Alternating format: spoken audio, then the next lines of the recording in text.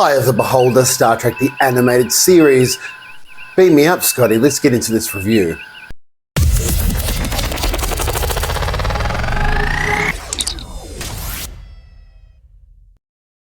I went into this episode 15 of the animated series, the first season, and it's an interesting one.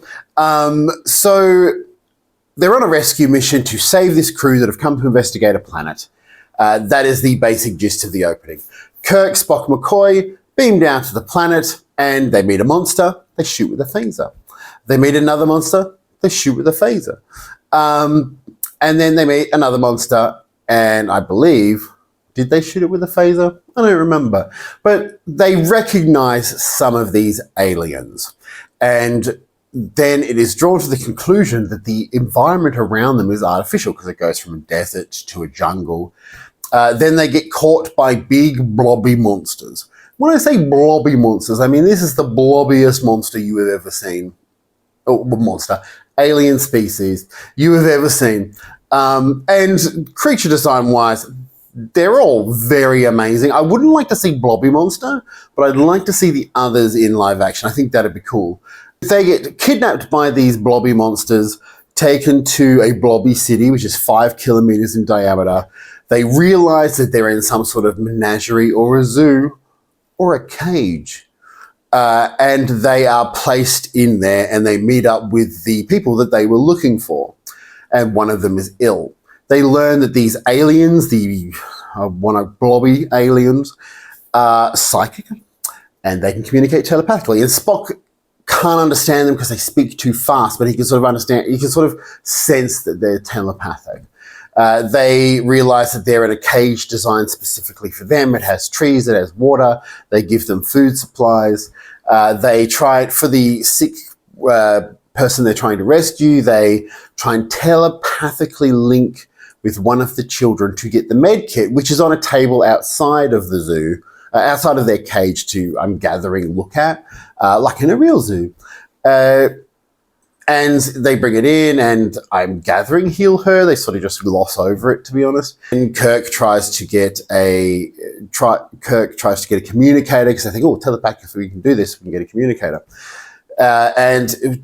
Watching the exhibit is more blobby creatures with some blobby babies, and they convince the blobby baby to bring in the communicator. Kirk steals it off him, says, beam me up, Scotty. Scotty beams up the blobby baby. The blobby baby goes to the ship, captures Scotty, takes control, but then it reads Scotty's mind. Kirk gets threatened and punished by the blobby monsters invading his brain and saying, what did you do to the child? What did you do to the child? They obviously didn't have transporters. So they're very, very sort of angry about this, and Kirk's being tortured. And just as he's about to be tortured, Scotty beams down with baby Blobby, and we find out that they've sort of understood it. They didn't understand these aliens, the blobby aliens, that humans were a threat or humans were a dangerous species. The baby explains the Federation and humans to the adult aliens, and they sort of get an understanding. The blobby aliens decide to send them back because they're an actual species, and the last message they send is basically come back in 10,000 of their years when you've evolved more. So we find out this alien race, the blobby aliens, I want to say, it's an interesting concept. Look, the cage concept is not new, and it's not new in Star Trek, it's not new in a lot of things.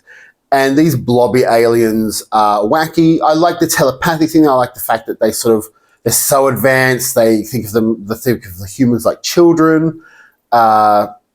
There's sort of a really interesting array of monsters. Like even when we go inside the zoo, we can see monster after monster after monster. And I love the animated series creativity in terms of, because it's animation, they can do some really great things. The episode itself is sort of average cage episode. They're gonna escape, obviously. There's some movies to do. I don't know how to put it. This episode has some sort of interesting concepts, but at the same time, there's a weird line through it. Spock and Bones, I'm gathering either someone doesn't know how to write Star Trek or someone's just gone, let's just do this. But the whole way through the episode, Spock and Bones are just being really racist to each other, just insulting each other. And it's not like they're having conversation in between this. Every comment, even when they're in the direst situations, when they think they're going to be captured forever, Spock will say something that incites Bones. Bones will say something that incites Spock. And it really took me out of the episode because I'm just like, it seems moderately unprofessional to be on an away mission where your life is in danger and just to randomly throw either racist remarks or how dumb humans are or how horribly unemotional Vulcans are. It's a weird thing. It's like the characters in TOS, even though they insult each other, maybe they sort of bickered. It would only happen like once, maybe twice in an episode, but they would have moments where they were friends or where they respected each other. In this episode, it is like, well, they don't like each other. They pick on each other a lot. And I sort of, if you hadn't watched Star Trek, this would be how you would write Kirk, Spock and Bones if you didn't know who they were. And Kirk even calls them out, like, shut up, guys. I don't want to deal with this shit. But overall, like, I really liked everything. There was a few really good animation shots of these monsters. Like, it's like someone went to town because it was new monsters or new aliens, and he wanted them to look really cool, except for the Blobby aliens. Now, I want to talk about the Blobby aliens design.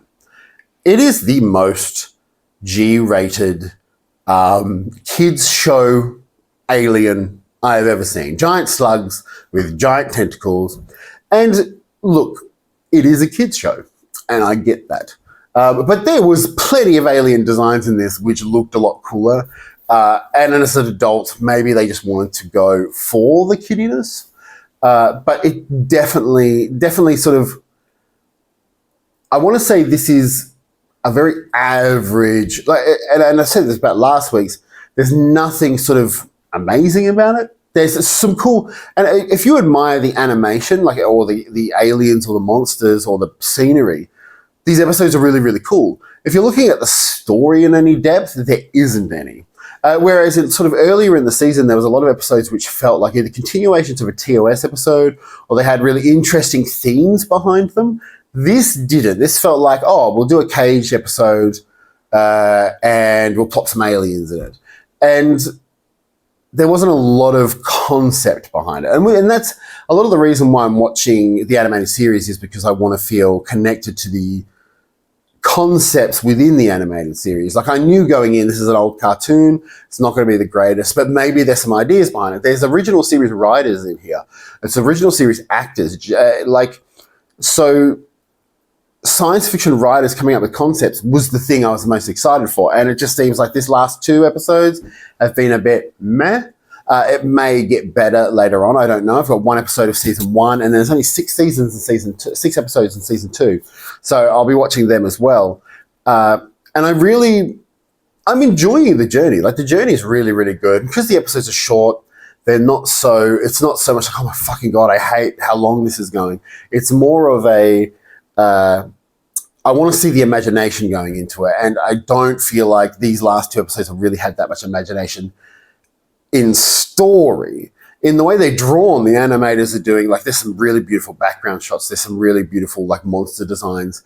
And very unique creatures as well. They all look very, very different, like the purple bats or the green buggy people or the big sea creature, the red sea creature. We've had a lot of sea creatures lately. But yeah,